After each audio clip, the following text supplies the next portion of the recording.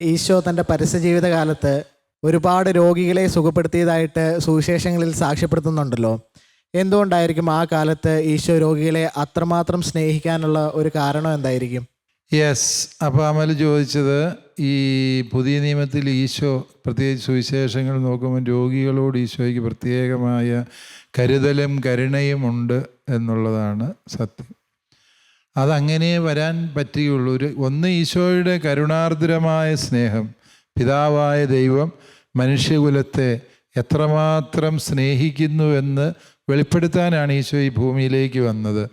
സ്നേഹം അത് സ്വീകരിക്കുന്നത് ആരാണ് എന്ന് ചോദിച്ചാൽ സമൂഹത്തിലെ ഏറ്റവും അവശത അനുഭവിക്കുന്നവർക്കാണ് കാരുണ്യം കാണിക്കുന്നതിൻ്റെ അർത്ഥം മനസ്സിലാകുന്നത്.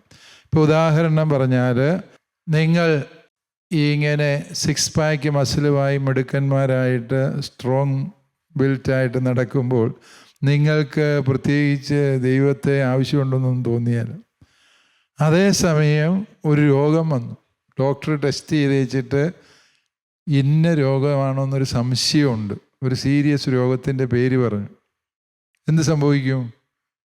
നിങ്ങളുടെ കാഴ്ചപ്പാടുകൾ മാറി എൻ്റെ ദൈവമേ എന്ന് വിളിക്കാൻ തുടങ്ങി, എന്നെ രക്ഷിക്കണേ എന്ന് പറയും, അല്ലേ? അറിയാവുന്ന അച്ഛന്മാരോടും സിസ്റ്റേഴ്സിനോടും എല്ലാം വിളിച്ചു പറയും, ഇങ്ങനെ ഒരു സംശയം പറഞ്ഞു, എൻ്റെ ജീവിതം തീർന്നെന്നാണ് തോന്നുന്നു, എനിക്ക് വേണ്ടി പ്രാർത്ഥിക്കണമെന്ന് പറയും, അല്ലേ? വാസ്തവത്തിൽ ഈ രോഗാവസ്ഥകൾ എന്ന് പറയുന്നത് ദൈവത്തെ അന്വേഷിക്കാനും ഞാൻ എന്നിൽ തന്നെ പൂർണ്ണതയുള്ളവനല്ല, എനിക്ക് ദൈവത്തെ ആവശ്യമുണ്ട് എന്ന് എന്നെ ബോധ്യപ്പെടുത്തുന്ന ഒരവസരമാണ് വാസ്തവത്തിൽ നമ്മുടെ രോഗാവസ്ഥകൾ. വാസ്തവത്തിൽ ഈശോയുടെ കാലത്തും അതുതന്നെയാണ്. ഈശോയെ ഏറ്റവും അധികം തേടി ചെന്നത് ആരാണ്? രോഗികളാണ്. വിശക്കുന്നവർ ഈശോയുടെ അടുക്കൽ ചെന്നു, അല്ലേ? എല്ലാവരും ഭ്രഷ്ട് കൽപ്പിച്ച് അകറ്റി നിർത്തിയവർ അവർ ഈശോയുടെ അടുക്കൽ ചെന്നു. ചുങ്കക്കാർ, പാപികൾ, സമൂഹത്തിൽ ഭ്രഷ്ട് കൽപ്പിക്കപ്പെട്ട സ്ത്രീകൾ, അവരൊക്കെയും ഈശോയുടെ അടുക്കിലേക്ക് കടന്നു ചെല്ലുന്നുണ്ട്. അത് ഒന്നെങ്കിൽ ശരീരത്തിൽ അല്ലെങ്കിൽ മനസ്സിൽ, ആത്മാവിൽ രോഗം ബാധിച്ചവർ എന്ന് സമൂഹം വിലയിരുത്തിയവരായിരുന്നു ഈശോയെ ഏറ്റവും ആഴത്തിൽ അന്വേഷിച്ചതും കണ്ടെത്തിയതും എന്ന് നമുക്ക് മനസ്സിലാക്കാൻ സാധിക്കും. അതിൻ്റെ കാരണം എന്ന് പറയുന്നത് അവർക്കാണ് ദൈവത്തെ ഏറ്റവും ആവശ്യമുള്ളൂ. അതുകൊണ്ട് ഈ രോഗങ്ങളുടെ ഒരു രക്ഷാകരമായ അർത്ഥം കൂടി നമുക്കതിൽ വെളിപ്പെട്ട് കിട്ടുകയാണ്. ദൈവത്തെ തേടാനുള്ള ഒരു വിളിയാണ് വാസ്തവത്തിൽ നമ്മുടെ രോഗാവസ്ഥകൾ. ആ രോഗങ്ങളൊക്കെ ഉണ്ടാകുന്നത് വരെയും നമ്മൾ വിചാരിക്കും ഞാൻ വലിയ പുള്ളിയാണ്, എനിക്ക് ആരെയും മൈൻഡ് ചെയ്യേണ്ട കാര്യമില്ല. ഇപ്പം മാതാപിതാക്കൾ നിങ്ങളോട് എന്തെങ്കിലും പറഞ്ഞാൽ പോലും നിങ്ങൾ തട്ടിക്കയറി എൻ്റെ കാര്യം ഞാൻ നോക്കും. അമലല്ല, അമലിനെ പോലെയുള്ളവർ ചിലപ്പോൾ ഇങ്ങനെ നോക്കിയെന്നിരിക്കും, അങ്ങനെയൊക്കെ പ്രതികരിച്ചെന്നിരിക്കും.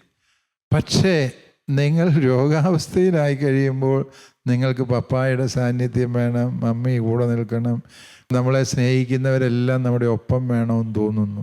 വാസ്തവത്തിൽ രോഗം നമ്മൾക്ക് തരുന്ന ചില ഉൾക്കാഴ്ചകളുണ്ട്.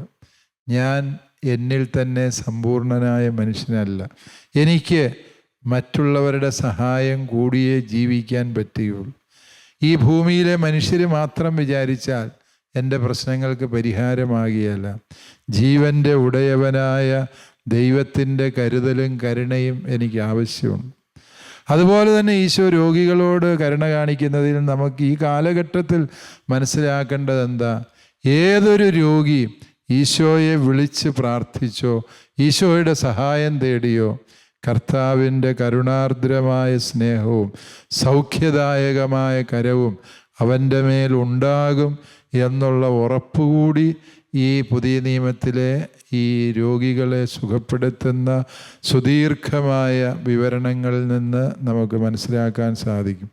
ഒരു രോഗവും കർത്താവിനെ സുഖപ്പെടുത്താൻ മേലാത്ത വിധത്തിൽ ദുഷ്കരമായിട്ടില്ല. ഒരു പ്രതിസന്ധിയും കർത്താവിന് അധീനമാകാത്തതായിട്ടില്ല എന്ന് വെളിപ്പെടുത്തുന്ന പ്രത്യാശയുടെ സന്ദേശം കൂടി ഈ പുതിയ നിയമത്തിലെ രോഗശാന്തി വിവരണങ്ങൾ കൊണ്ട് എന്ന് നമുക്ക് മനസ്സിലാക്കാൻ സാധിക്കും.